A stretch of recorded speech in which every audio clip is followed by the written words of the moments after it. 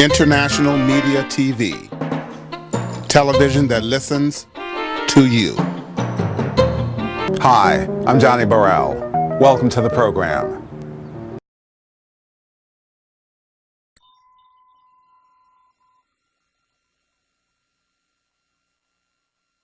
Here we are in Oakland, California at Brown Sugar Kitchen, celebrating the release of Tanya Holland's new cookbook, Brown Sugar Kitchen.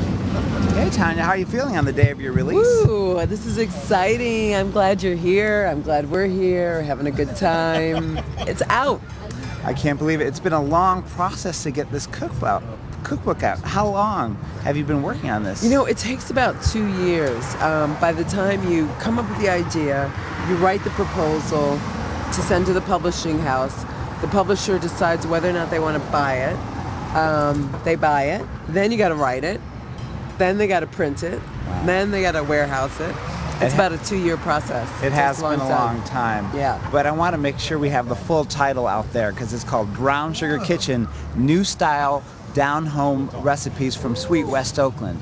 Now, can you tell me what that means? I will tell you. I thought I was going to sneeze for a second. Well, this is West Oakland, and we think it's very sweet, so we call it Sweet West Oakland. But we also built this restaurant, Brown Sugar Kitchen, here. So Oakland, where we are, is kind of an emerging neighborhood. It used to be very vibrant with lots of activity. There was actually a freeway right in front of this building. Right, the Cypress Freeway. The railway ended here. There was lots of families, and then it went through a change in the, 60s, 50s, 60s, a while ago. Yes. And it got really kind of desolate and quiet. A lot of industry moved in. But this building has been here for a long time, maybe since the 40s. Since it was built in 1941, this building. And yeah, and it was a diner most of the time. Most of its existence, this building was a diner. Yeah. And then we moved in 7 years ago, almost 7 years ago. It was on January 15th, 2008 that we opened Brown Sugar Kitchen.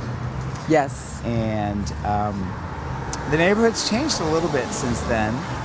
Yeah, and I think we've been a great part of that. We welcome everyone who's here, and then people come from all over now to eat this food. We really wanted to, I mean, I had been cooking Southern food and soul food for a while, but we really wanted to give this neighborhood kind of a place to hang out, to meet, you know, and again, welcome everyone. There's people who work in the neighborhood, people who live in the neighborhood, families who have been here for a long time, families who just got here, and it's just, it's become a great place.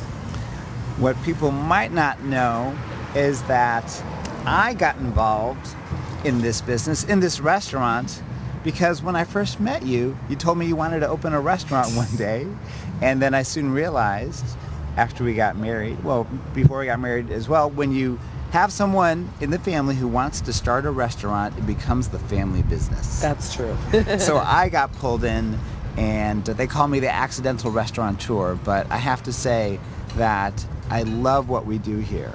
It's such an amazing creative business. Who's that? Who's this? It's Come Brittany. on in, Britt. How are you? Britt manages the kitchen here. She helps us keep the party going. We're just hanging out. It is a gorgeous day in West Oakland. Isn't it? Oh my God.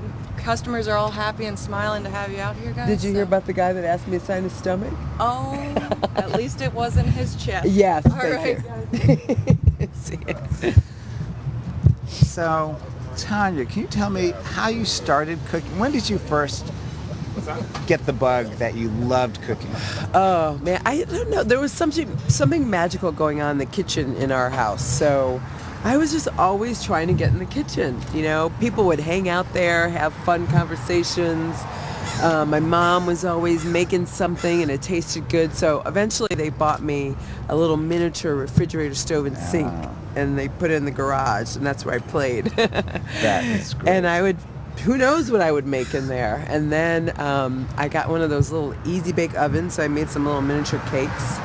But they actually started a gourmet cooking club when I was in grade school with 5 other couples, and they cooked soup to nuts, all these different cuisines.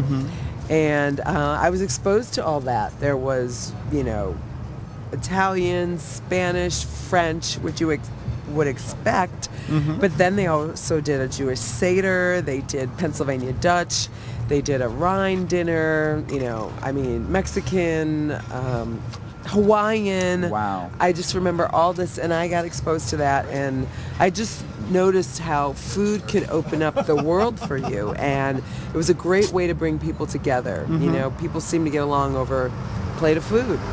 Now, that stuck with me. I know that you've been cooking a long time, and you've loved cooking since you were very young, but that's not what you went to school for initially. No, well, it's funny, and I was going to tell this story last night. I didn't get a chance to, but at some point I asked my dad if I could be president when I was in grade school. I think because Ronald Reagan and Jimmy Carter had come along, and I was like, well, one of them's an actor, one's a peanut farmer. I can do it if they can do it. Yeah. And he's like, well, you could, but I don't recommend it. I was like, okay, can I be an architect? And he's like, well, no, you should be an engineer. Well, and then at some point I wanted to be a dancer. He's like, oh, no, I'm not going to put a dancer through school. But I got to college, and I applied to engineering schools, and I was studying engineering, and then I took some languages, French, because I had studied in high school, and then I took a little Russian, and I was like, ooh, I like this language thing, and I like culture and studying other cultures. And I was getting all A's in it, so I thought, let me major in Russian. And that's how I got to Russian language, and I did get to travel there, and it just kind of opened my mind. It was really great. And again, just learning about different cultures and their food, and that just was something of interest to me. And I thought, when I decided to get in the food industry, well, people eat everywhere. I'll be able to travel everywhere and continue to learn. Wow. So you have your degree in Russian literature. I do. But then somewhere along the line, you definitely switched over and started cooking. So where did that happen? Well, when I was in college, I got to college, and I had been cooking most of my life. I knew how to cook. None of my friends did. They knew how to open a box of macaroni and cheese. So I had to school them. You can, dear. And so, excuse me. That's where I started hosting dinner parties. And I started working in restaurants in college as well. It was just a way to make some extra money. And then I was like, oh, this is really cool. I'm meeting so many different kinds of people. It's like being a host. And so, I had my Russian degree. A lot of the opportunities there then were with government agencies. They didn't really seem to fit my personality. So I heard they were going to go to Russia and do some advertising projects. So I started working for an advertising agency. But while I was there, one of my colleagues said, there's a catering company that needs an office manager. Maybe you should check it out. And I did. And that's how I made the transition. I really fell in love with the industry there. That was the start. Yes. Wow. So you started cooking. Now, was it in New York that you got your first job in the kitchen? Let me think. Well, I actually worked in the front of the house as a server, and did a lot of work in the front of the house before I went to cooking school. But I started taking cooking classes when I lived in New York. There was a small cooking school on the Upper East Side, and a lot of the instructors had gone to this school in France that I ended up going into.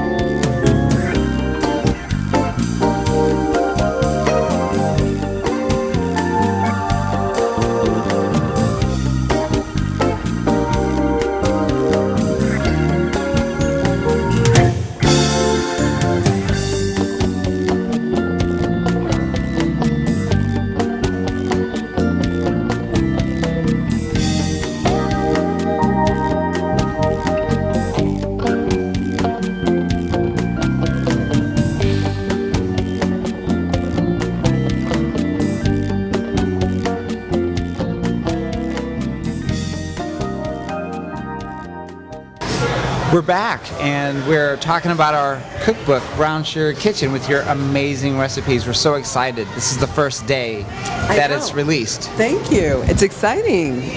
And I keep thinking about how excited I am that these people are going to get to see and try out these amazing recipes. The barbecue shrimp and grits, the cornmeal waffle, those are a couple of my favorites. They are not only your favorites, but a lot of our regulars who are featured in the book. True. We decided to include some stories of the people that come here and support us and eat here over and over again. Very true. A lot of regular customers are featured in the book. A lot of our purveyors, where we get ingredients for the restaurant, are featured in the book. And a lot of musicians come through here. I started to think about that. Musicians like good food. Very true, very true. Food and music go together. Absolutely true. Boots Riley, he's a musician who comes here on a regular basis. And on the book, on the back cover, there's a quote from the legendary Taj Mahal, who's partial to one of your dishes here. Barbecue shrimp and grits. That's Taj's favorite. He always likes a poached egg on top too, though. It's a special touch. So do you have every recipe from the restaurant in the book? Let me think. I think so. Almost everyone, and then some extras too. There's over 80 recipes in the book. And when would you say we started working on the book? When did you start coming up with these recipes? Well, the recipes, since we opened the restaurant, and then the ones that we created, we started working on the book over 2 years ago. So it's really a labor of love. It's a long process. It is. It is. The photographer who took the pictures for the book, he's a gentleman named Jody Horton, and he actually flew in from Austin. We just really liked his work, and he did such a tremendous job taking photographs of all the food. What was unexpected is that we started taking pictures of the people, of all the people that came in. But I think he really captured the flavor of the restaurant. How do you feel about his food photography? Oh, beautiful. And it's all natural. I cooked the food, put it in front of him. He took the pictures and just made it look beautiful. The lighting is perfect. It looks like, yeah, the lighting is perfect. And you did the food styling. Would you say you did all the food styling for all the pictures? I did. I mean, cooking the food and then putting them on the plates, selecting some of the dishes you'll see are some specialty dishes and the actual ceramics. And we just really wanted to mix it up and make it look really inviting for everybody who's going to have it at home. I have to bring up the foreword. The foreword of this cookbook was written by Michael Chabon, who is a Pulitzer Prize winning author. He wrote, his recent book was Telegraph Avenue, The Amazing Adventures of Cavalier and Clay. This foreword is stunning. It's stunning. It's about Oakland, and I can only just recommend and emphatically recommend that everyone go out and find this foreword and read it, because it really paints a picture of Oakland that is quite poetic and quite beautiful. Yeah, it's a great story. It was such a gift that he gave us. He's a wonderful writer, and he just, he knows the community, and he sees what's going on here, and he sees what we're doing, and it's beautiful. Very true, very true. I'm really excited about who endorsed this book, who's on the cover, because it's kind of some of our favorite people and some people we really hold in a high place. Tremendous people like Aisha Tyler. Tanya and I are fans of comedy, and to get someone like Aisha Tyler, her endorsement for the book, we're just thrilled. Absolutely. I look at these pictures in the cookbook and I just get so hungry because I love everything on the menu, but when I look at the cover and some of the pages, the fried chicken that you make, I know you don't allow me in the kitchen. You allow me behind the bar, but not in the kitchen. Right. I love the fried chicken so much, and there's something about it, and it never feels that heavy. How do you make this chicken to make it so good and not feel heavy? Well, people don't realize how much care goes into the chicken. We get a really good quality chicken from a farm that doesn't use hormones, which makes a big difference. Yeah. And then we take it and we marinate it overnight in buttermilk. What the buttermilk does is tenderizes the chicken. Then we add our spices, and you'll find out about the spices when you read the cookbook. Okay, I can't bring up the chicken without talking about your cornmeal waffle, because the two it's a marriage made in heaven. Yeah. And that waffle is so crisp on the outside and so light on the inside, like so fluffy, almost like air. How do you do that? That's a secret. No, I'm just kidding. The recipe's in the cookbook. So the waffle is made the night before, the batter. It's made with yeast. And so that's what makes it really light and airy. But we also cook it in a super hot cast iron waffle maker. And so that heat, that combination, it just makes everything kind of rise and fluffy. And it does kind of melt in your mouth. So this book has everything. You have sides, you have sweets, you have the desserts, you have the mains. We have some drinks, we have our lemonade that we make in-house. We make everything from scratch here. Nothing is packaged, nothing is frozen. The only thing we have in the freezer are the biscuits that we get ahead on the biscuits, and we freeze them, but we make them, and we bake them fresh every day. And that's about it. Everything is just made, with love and freshness. And we did get a couple of cocktail recipes in there from our other restaurant, B-Side Barbecue, also in Oakland, California. And that's something I can talk about. Oh, yeah. These cocktails are just amazing. Mixologist. Yes. So we have a cocktail in there called the B-Side, which is made with bourbon and a house-made vanilla syrup. It's a simple syrup infused with vanilla beans. And in fact, at B-Side, we have a whole bunch of syrups that we infuse with thyme and mint and ginger. And I think it really makes the cocktail special there. Oh my God, it's delicious. Once people taste that B-Side, they kind of have to have at least one more. And it's a beautiful cocktail. We serve it in a beautiful martini glass, and it's got nice amber color to it, and it's really good. It goes really wonderful with the barbecued meats we serve at B-Side Barbecue. And there are some of the recipes from B-Side that have crossed over and are in the Brown Sugar Kitchen cookbook. Yeah, well, it's our other restaurant, and we have some ribs that we serve at both places. The brown sugar pineapple glaze baby backs. Best ribs ever. The best ribs ever. They certainly are. They're really good. And then we have, what else do we have? Our barbecue sauce recipe that we serve at both restaurants is in there too. But this is truly the story of Brown Sugar Kitchen and how it came about, and it's a representation of what we do here. We're in Oakland, California on 2534 Mandela Parkway. You can visit us on the web at www.brownsugarkitchen.com. We're on Twitter at brownsugarkitch. We're everywhere. Instagram. We are in all social media outlets, but you can find them all on our website, which is brownsugarkitchen.com. Thank you. Thank you. Y'all come back now.